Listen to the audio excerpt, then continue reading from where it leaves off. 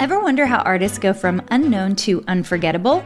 The University of Arts and Design just launched How Artists Become Known. It's a free seminar series, and we're starting with Van Gogh. Watch now at uad.education. Today on the Make and Design podcast, I have Brooke Shankland on, and this is an interview you're getting about, 15 to 18 minutes of it from our Design 610 Creative Perspectives class. I think you'll really enjoy Brooke. Check her out, see what she's up to. She's doing some really cool things, and I hope you enjoy this interview. Hello there, designers. So today I'm with Brooke Shankland. We actually just recently met at H&H Americas. She's a fabric designer for Art Gallery. Is that correct? Art Gallery Fabrics, yeah. Okay. And so I am really excited to talk to her about what she's done in her business. I actually don't know a lot, so this will be really fun for me as well. Ironically, we are both in Salt Lake City, but we're still doing this via online just because of everything going on today. So, welcome, Brooke. Thank you. So glad to be here. Appreciate the invite. Because I know nothing, do you want to start us at the very beginning? Do you want to tell us a little bit about how you got started and how you ended up as a fabric designer for Art Gallery and if that's even your main gig or if you have other things that you do? Yeah, sure. So I have to say, I never, not until this business started did I ever envision doing what I'm doing now, which is, yeah, designing quilt patterns, some fabric designs, and some other things here and there, some teaching. But really, I've always had just a kind of creative streak, and my parents, all like growing up, they always said we didn't know what to do with it. We were not creative. We didn't know how to foster that, so we just kind of try to help shepherd you on the traditional path, quote unquote, that we knew, or thought would lead to the greatest success. So, just kind of didn't really get into the creative world really until after graduate school. I have like my bachelor's in economics and philosophy, and then went and got my MBA and was doing corporate social responsibility, which I was really passionate about. And then just kind of by happenstance, I started to pick up different crafts like crochet. And then I started to see quilting designs in my Pinterest feed as I was looking for more crochet patterns to work on. And then that really just sparked something in me. It really just felt like something I needed to pursue. It scratched this itch that I didn't know needed to be scratched. And as I started to just get into quilting, I was playing with my own designs. I've always been a tinkerer and I always love to figure things out for myself. And so I was, kind of sketching up some designs, especially having that philosophy background and passion for just that type of study. I've a very introspective, pensive person. And so I was kind of sketching out and creating these designs that represented these different philosophical or spiritual concepts that were really resonating with me at the time. And then trying to bring those to life as sort of a patchwork, uh, you know, items that could visually remind me about these things that I want to continue to muse on and I think are helpful in my everyday life. And that really is how I got into quilt pattern design, which is my main business. So eudaimonia studio is that part of my work, and eudaimonia is the Greek term for human flourishing, which really is, I think, at the core of my designs. Everything has some sort of, you know, deeper message behind it that I'm trying to communicate through the graphic design element. And so I find this deeply fulfilling, especially when you are able to talk with makers who loved the design, but also really resonated with the message that was baked into it. And then it was through that I got, was able to build a relationship with Art Gallery through being part of their, essentially their brand ambassador program. They called it the Socialites. And that was a really wonderful year of getting to know there were 10 of us, building those relations with them and with Art Gallery. And then at the end, they offered us the opportunity to design fabrics as part of a collective. And so there are five of us that stayed on to create what's now called the Social Bee Collective. And we've released, I think we're working on our fifth collection right now. So it's been a very cool process. I was completely new to surface pattern design. And so that's been very eye-opening and fun for me, and especially to do it as a group too. There's that added element of just making sure all of our design styles are cohesive and that what we put out is, makes sense together and something that people are going to enjoy making with. So I think that's really unique. I don't think I have heard about this before. So tell me, will you dig a little bit more into what you guys do?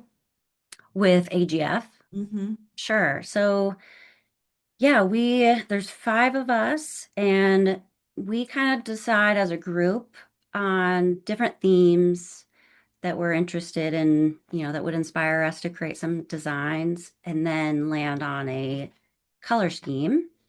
And we each, gosh, I don't know that we have a particular number of designs that we, aim to have, but we just design what we can and put it into a Dropbox folder that then AGF, we, have many meetings with them to kind of go through and, make sure color wise and thematically it all makes sense. And essentially what's kind of cool, we each contribute five or six prints to the final collection. So they end up being pretty large collections of 25 to 30 different fabrics. And so it's just really fun. And it's been a really cool process to get to know everyone else's style. And then we lean on each other. Like, oh, for this theme, I know you really love doing like drawing out those critters. So why don't you do that? Because I am not great at drawing. And I'll do all the fun geometric, tessellations or, things like that, like the low volumes or things like that. So it's been really cool to kind of suss out or find our kind of niches and specialties, and how we all come together to release something that we're really proud of. That is incredibly unique. I don't think, do you do any fabric collections yourself, or are you mostly doing it in this collective? Only with the collective so far. Yeah, I think some have aspirations to do their own, and um, I'm kind of just riding the wave and seeing where it goes. It's fun to do it.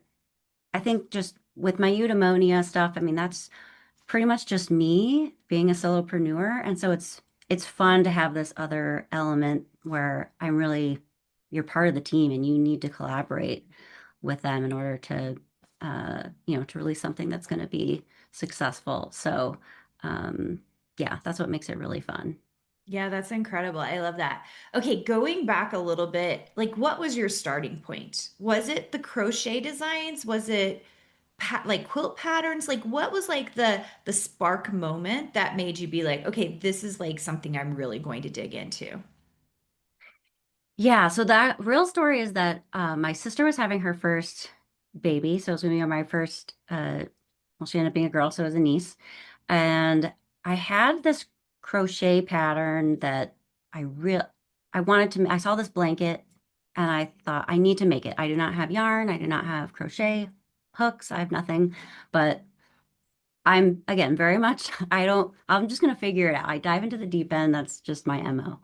And I think I do have a personality where I can get very fixated on things and I go really deep. And so crochet was that for a while until I started seeing these quilt designs. And I think it was seeing that there were so many possibilities with fabric, to just the different designs that you could create. And it was finding out or realizing how quilting, especially creating patchwork designs, really leverage, I think, both the kind of logical part of my brain that I love to use, figuring out the math and, I want to create this design. How do I do this? What are the measurements of the pieces? Is this a reasonable patchwork? Is this approachable?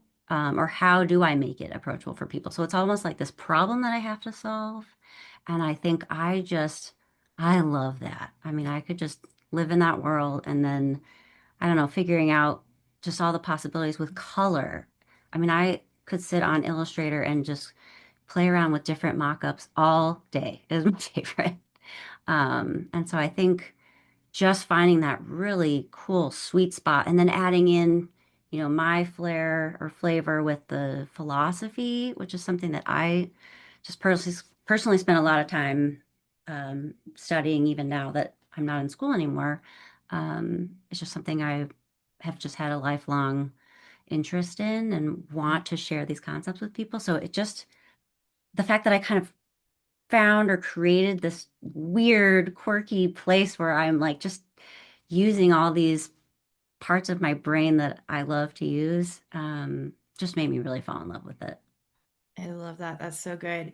Uh, will you tell me a little bit more about like your daily business life? What does that look like for you? Is it all creative, or are you spending 50% of your time marketing? What does I'm assuming every day is a little different, but so maybe you can even talk to us about like what does a week look like for you?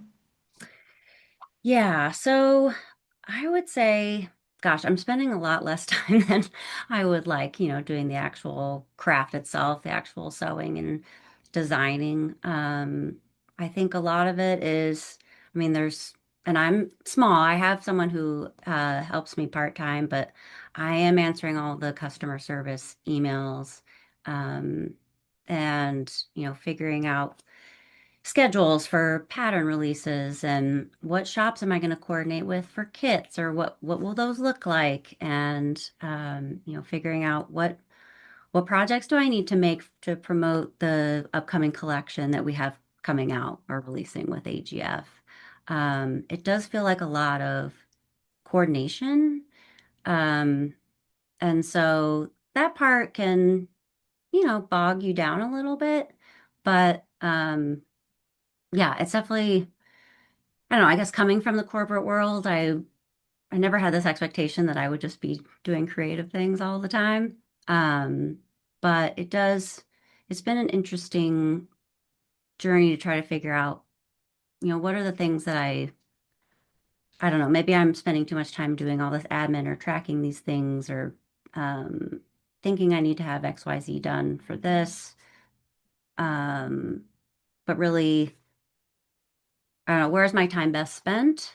Where am I most valuable? Or what do I uniquely bring to something that I therefore need to spend that time on this versus what can I outsource either because, it's not worth my time to do it for whatever reason. It's not leveraging what I think I specifically have to bear, or someone else is just going to be way better at it. And so yeah, I guess that doesn't get terribly specific to answer your question, but um, yeah, I mean, I think spent a lot of time. Let's see, walk through. I have a meeting with the person that helps me. She does a lot of like project samples for me, or like quilt samples and things. So talking with her about strategies around that. I have a block of the month subscription, so making sure that we've got everything tied up on the back end in terms of blog posts or reaching out to whoever's kind of a sponsor for that month. Is the pattern been reviewed and tech edited and is that ready to go? Have I created the video that releases with that for that tutorial? Um, Answering, yeah, email questions, fielding some of that.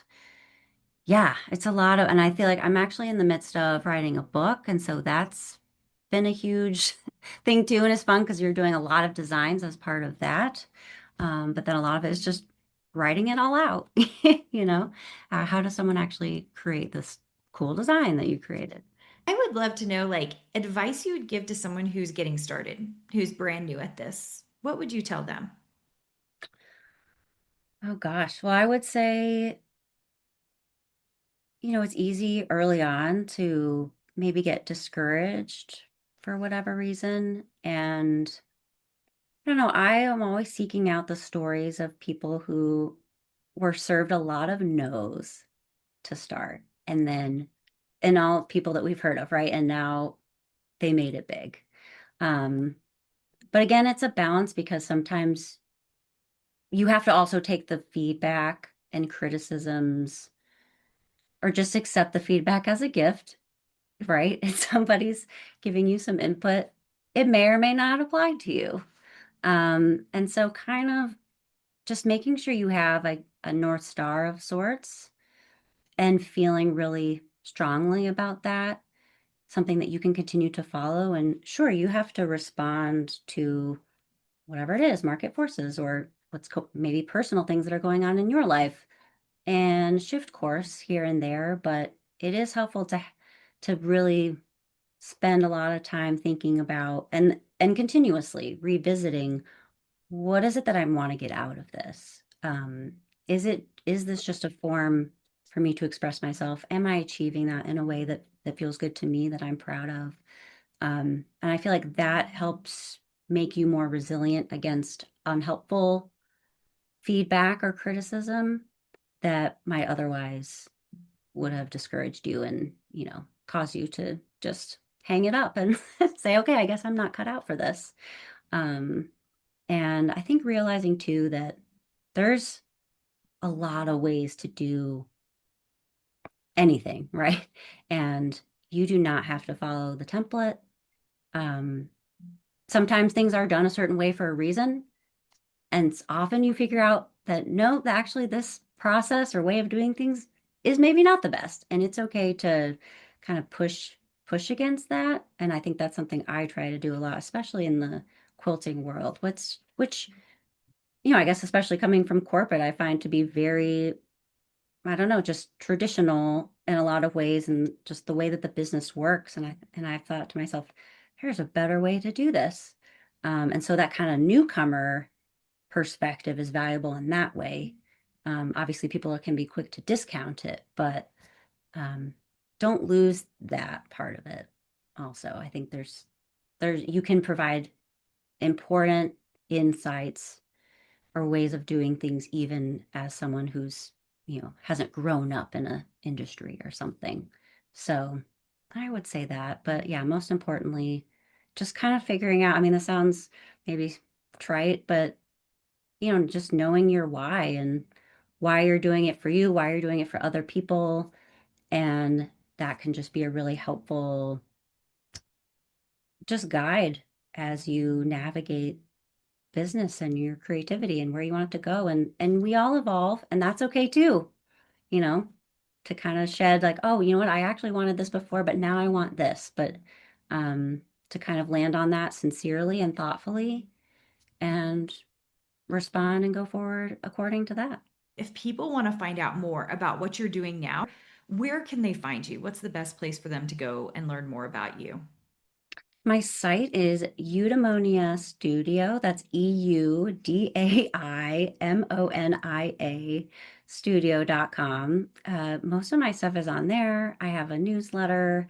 I'm on Instagram, Eudaimonia Studio US.